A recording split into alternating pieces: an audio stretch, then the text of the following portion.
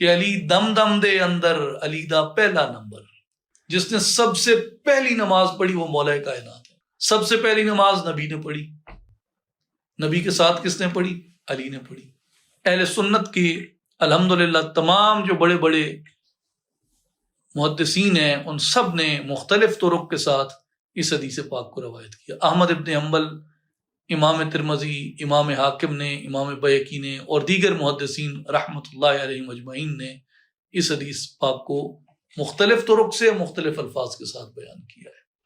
تو اس لیے یہ اگر کوئی کہتا ہوگا ان کا اپنا نقطہ نظر ہوگا، ہم کسی ان کے نقطہ نظر کے قائل نہیں ہیں. ہم تو اس نقطہ نظر کے قائل ہیں جو الحمدللہ ہمارے محدثین نے بیان کیا ہے کہ علی دم دم دے اندر علی دا پہلا نمبر. علی ایمان لانے میں اول ہے، علی نماز پڑھنے میں اول ہے.